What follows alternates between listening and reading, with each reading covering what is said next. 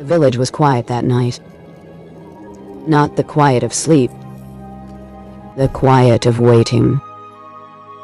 I had been there for 3 days. 3 days of firelight and whispers. 3 days of watching bodies move like water. 3 days of feeling something wake inside me. Something I had buried so deep. I forgot it existed. But the village remembered. The village always remembers. If you are new here and want to walk this path with me, press like and subscribe, because the story only gets deeper from here. Let me tell you who I was. Before the forest claimed me. My name is Ilara, but they call me Red Hood because of the cloak my grandmother gave me. A woman with wild eyes and a knowing smile. I was a good girl from a simple village. I followed every rule. I kept my eyes down. I never asked what my body wanted. Then one day, I took a wrong turn. Or maybe the right one. The forest shifted around me. Trees bent in impossible directions. Mist rose from the ground, like breath. And when the fog cleared, I stood before a village that should not exist. The village of desire. No walls. No rules. No shame. Only firelight and open doors.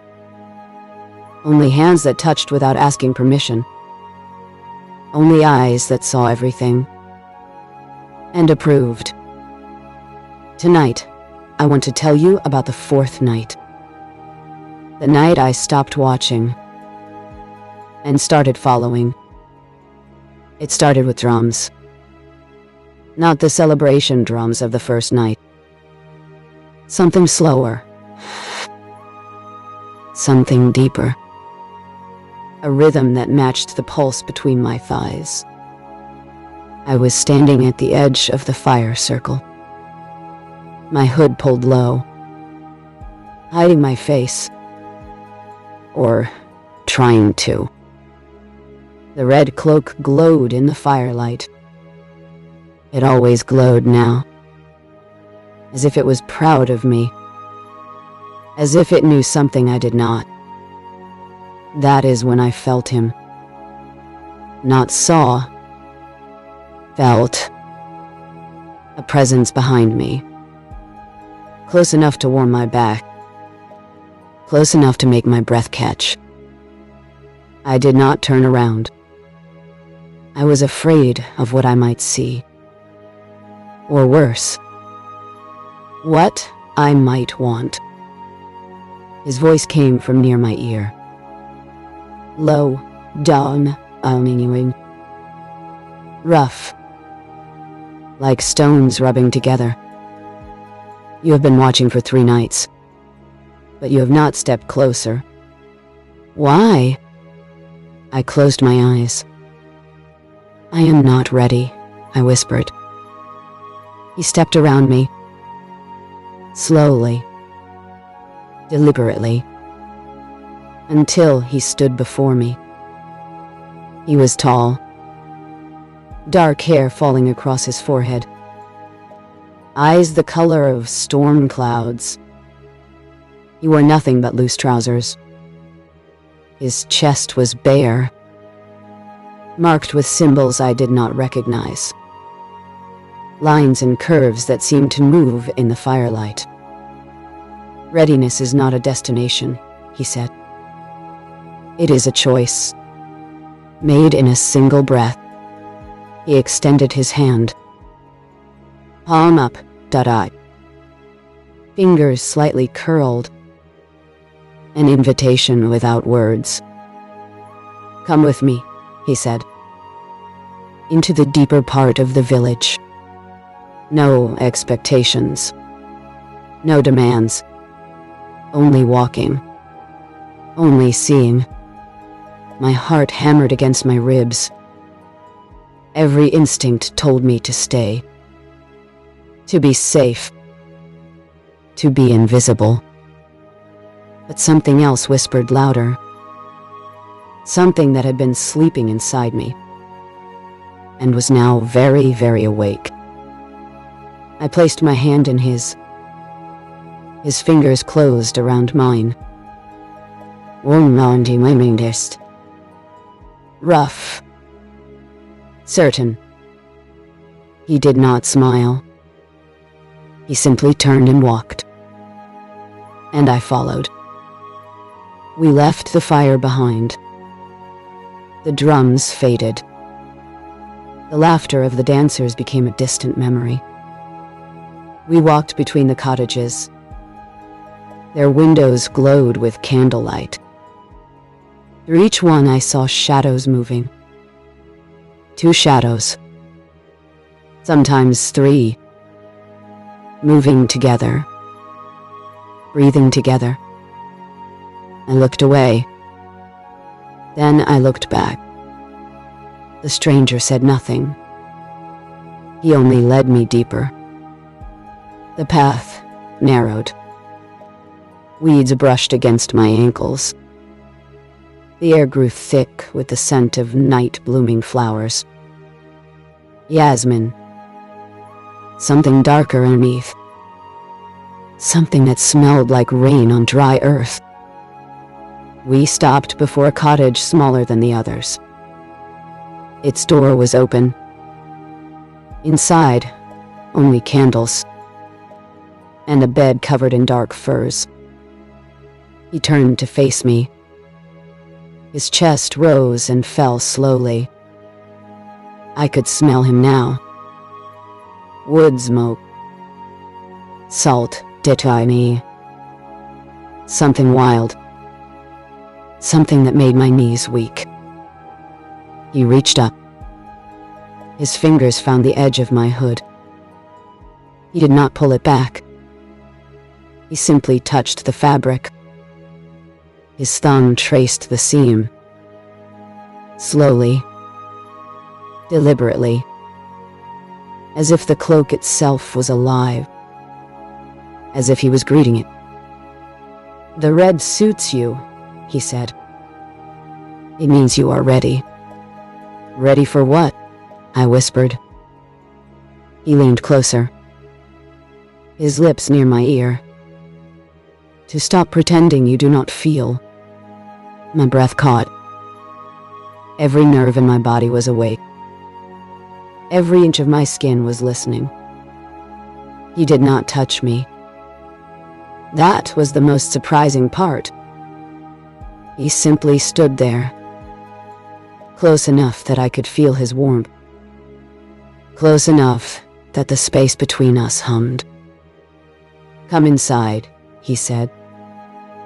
"Or walk away." There is no shame in either choice. Only truth. I looked over my shoulder. The path back to the fire was dark. The village was silent now. No drums. No voices. Only the sound of my own heart. And his breath. I stepped forward.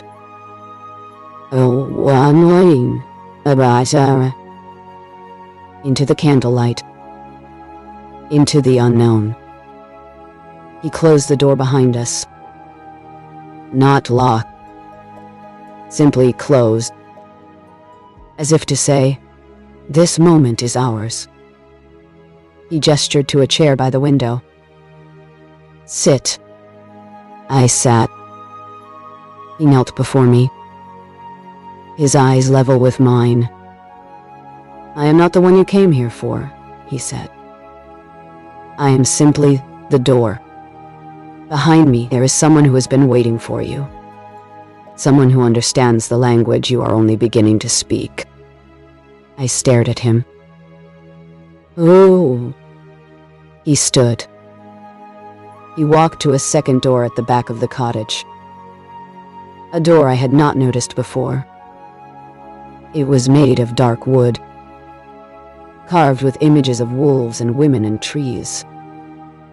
"His name is Kalen," the stranger said. "He has been expecting you. He is always expecting those who are ready to awaken." The stranger opened the door. Beyond it was not another cottage. It was a garden. Hidden. Secret. Lit by 1,000 candles floating on a dark pool. And standing by the water was a man. Not young. Not old. Timeless. His hair was silver at the temples. His body was lean and strong. His eyes held the quiet confidence of someone who had seen everything and feared nothing. "Leave," he said to the stranger. His voice was a low rumble, like distant thunder, like the earth speaking. The stranger bowed his head and disappeared through the door. I was alone with Kalen, in the candlelit garden. "Red Hood," he said. "Sit with me." He gestured to a stone bench near the water. I walked toward him. My legs were unsteady, but my voice was not. "How do you know my name?" He smiled. A slow, knowing smile. "Everyone who enters this village has a name, but the village gives them another. You are Red Hood because of the cloak. And because of what the cloak represents?" "What does it represent?" I asked. He sat on the bench. He patted the stone beside him. I sat. Not close. Not far. The candles floated on the dark water. Their reflections danced like stars. "The Red Hood represents blood," Kalen said. "Life. The fire that burns in every woman. But you've been taught to be ashamed of that fire. To bank it. To hide it. To pretend it does not exist." He turned to face me. His eyes held mine. "The village exists to remind you. The fire is not shameful. It is sacred." I felt tears prick my eyes. "I do not understand," I whispered. "You do not need to understand," he said. "You only need to feel." He reached out. His hand hovered near mine. Not touching. Almost touching. The heat between our skin was electric. "Tell me what you believe about love," he said. The question caught me off guard. "I believe it is precious," I said.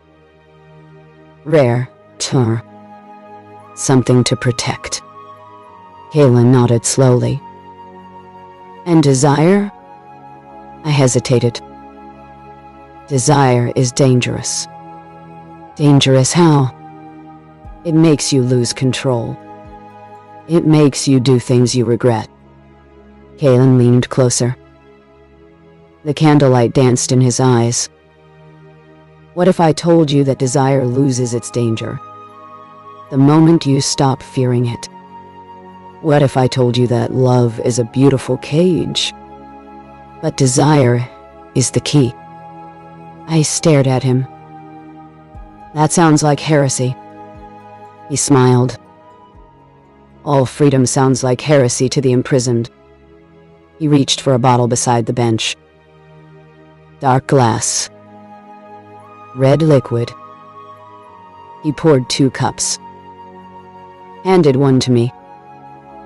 "Drink. Down." I drank. It was not wine. It was something warmer. Specia? Dirt. It spread through my chest like liquid sunlight. "In this village," Kalen said, "we do not ask who you belong to. We ask what you hunger for, and then we help you find it. His eyes held mine. The air between us was thick, charged. I could feel my pulse in my throat, in my wrists, in places I had never felt it before. What if I do not know what I hunger for? I asked. Kalen set down his cup. He rose. He walked to the edge of the dark pool. The candles floated around him like offerings. Then we discover it together. He turned. Stand up. I stood. Come here. I walked toward him. Each step felt like a lifetime, like shedding an old skin. When I reached him, he did not touch me. He simply looked at me. From my eyes to my lips. From my lips to the curve of my neck. From my neck to the place where the red cloak met my chest. Take off the hood, he said. It was not a request. It was a command. Gentle, but absolute. My hands trembled as I reached up. I pulled the hood back. The fabric slid across my hair, across my cheeks, across my neck. Every inch of contact sent a shiver through me. The night air touched my face. Cool. Fresh. Alive. There you are, Kalen whispered. The woman beneath the cloak. My eyes burned. I did not know why. No one has ever seen me, I said. Not like this. That is why you came here, Kalen said. To be seen. To be known. Without shame. He raised his hand. Slowly. So slowly. His fingers hovered near my cheek. Not touching. Almost touching. I could feel the heat of his palm. The space between us was thinner than paper. Breathe, he said. I realized I had stopped. I inhaled. He inhaled with me. Our breaths synchronized. The candles on the pool flickered. The water rippled, as if the garden itself was breathing with us. This is the first lesson, Kalen said. His voice was barely a whisper. Desire does not demand. Desire invites. And you are always free to say no, even when everything in you screams yes. That is not denial. That is power. His hand remained near my face. Not touching. Waiting. What do you want, Red Hood? He asked. Not what you were taught to want. Not what you think you should want. What do you truly want? The question echoed in the silence. I searched myself. Past the fear. Past the shame. Past the voice that told me to look away. And there, in the deepest part of me, I found the answer. I want to feel everything, I said. I want to stop being afraid of my own body.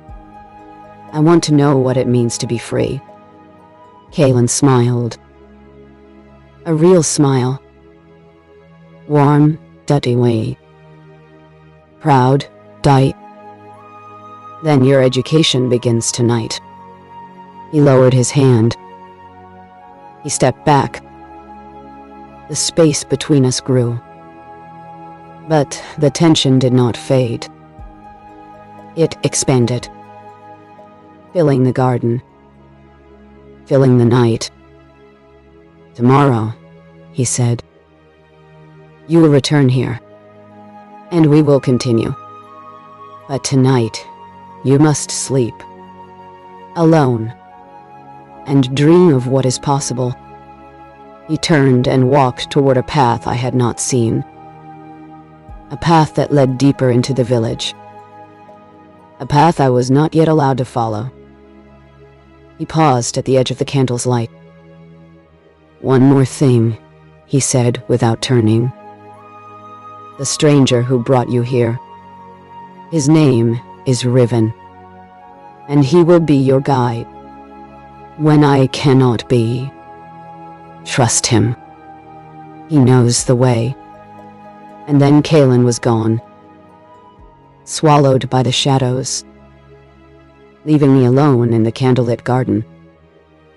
My hood was still down. My face was still bare. The night air kissed my skin. And for the first time in my life, I did not want to hide. I looked down at the dark pool. The candles floated like tiny suns.